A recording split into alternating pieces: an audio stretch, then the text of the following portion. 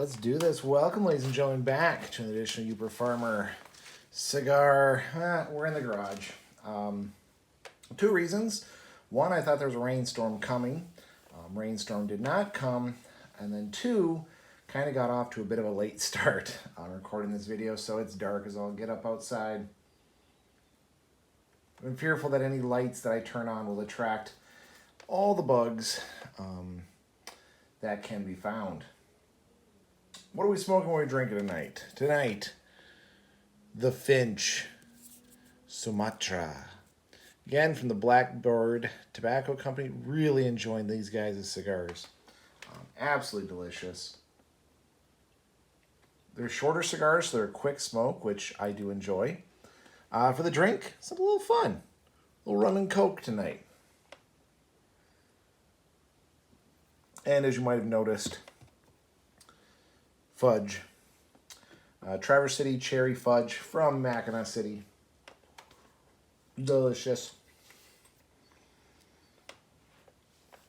But anyhow, why am I treating myself? Because the movie we're reviewing tonight, that was tough. That was a rough movie to watch. For those of you who don't know, we're doing a series where, you know, kind of let's watch the end of the world, right? Watch the post-apocalyptic. Kick back and relax.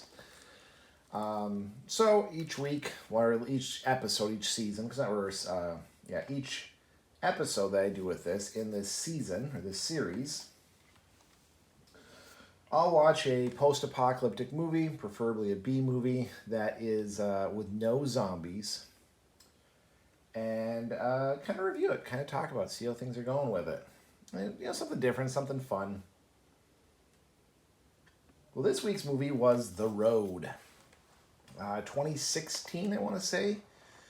Maybe it was before that. It came out, maybe 2008. I'm not 100% sure. If I remember, I'll try to put a little note up denoting when the movie came out.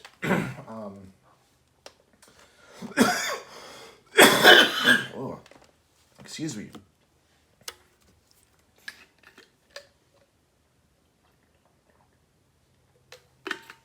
Swallowed a piece of fudge wrong. Anyhow, when the movie came out, I really wanted to see it, actually, and I have never seen it. But one of the guys I know who did see it warned me that you have to be in the best headspace. And at the time it came out, I was having some issues on the ambulance. Some dark times and whatnot. I've talked about them at length. So I was kind of advised to me by someone else who had seen it that I might not want to go see it. That it has a very, very dark message. Apparently we're not allowed to use the S word on here, but someone ending their existence is a very common theme. I believe they say unaliving themselves is a very, very common theme in the movie. And it goes into those deep and dark and desperate thoughts of what a person might be thinking when they do it, why they might do it, how they do it. So yeah, just be ready for that. If you do watch it, it is dark. My kids, you know, on the darkness meter, this one so far tops the charts. I mean, it deals with cannibalism. It deals with what happens when someone loses all depravity, faith, and are just allowed to run rampant in a lawless world. So you can use your imagination. It gets dark very, very quickly. From a end of the world situation, how realistic is the movie? I'm actually in this one very low on realism. For a few reasons. One, the premise behind it, that the sun is blotted out.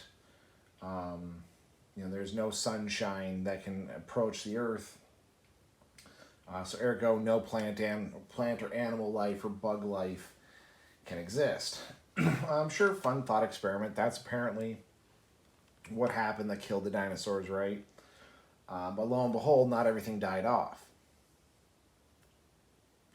And there's been enough studies to suggest that even with a very thick cloud cover, things can still get light and grow, so it's possible to have vegetables, and vegetables lead to animals, animals lead to my full belly. So it's possible. I don't think this scenario is very likely. One thing I really didn't like is the main character, the main guy, is portrayed as very weak. He's on the run constantly. His wife goes to leave him, and he's begging and sobbing for her to stay. Instead of joining her and trying to help her to stay alive, he lets her go, and it's pretty much confirmed she dies. They find many good places to survive, and the main character, the father, just continuously presses and tries to go to this mystical, magical coast, to get to the coast, where everything will be fine. Well, like I said, it's quite unbelievable. The only believable parts, they do meet an old man who turns out to just be a decent old guy. I think you'd find that in those really post-apocalyptic situations where people can be decent. I'm not going to say always are, you should expect it, but it can happen. So, again, over-dramatized. They had a lot more on those human interactions, the human trouble. Really kind of shows society circling around the drain. Which, okay, I guess.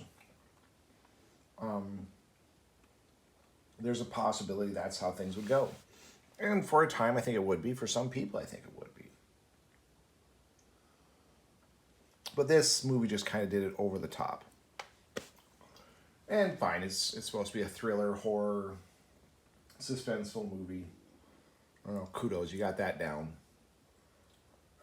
But realism, no, I don't think it's very realistic. Both in the scenario that caused the disaster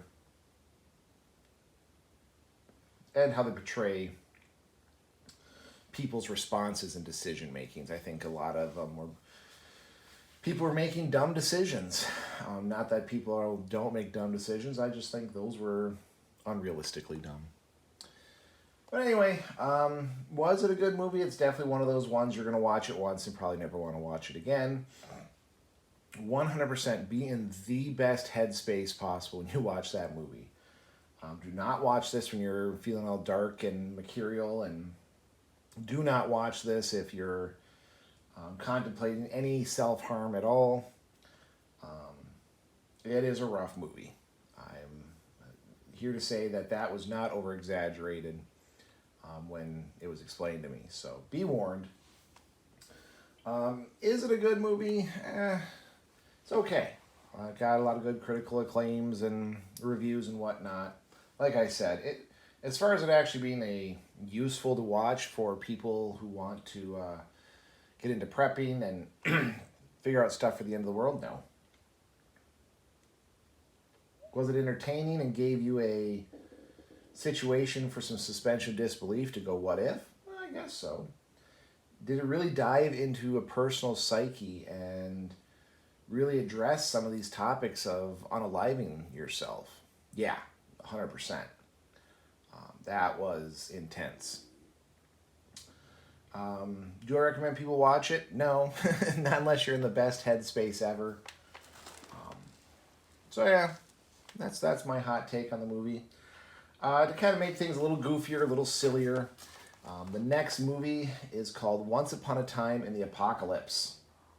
I don't know much about this. It was just kind of randomly scrolling through the different apocalyptic movies. It is on, I think, Freevee and Prime, so you can watch it on there. I was just scrolling through, saw this one. It's the apocalypse in the Old West.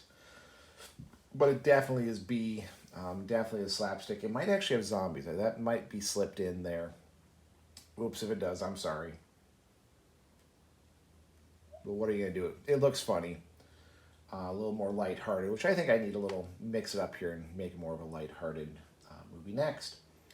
So anyway, I hope you're enjoying these movies, these series, and my little interpretation. I hope you're all staying safe out there. We'll see you on the next one.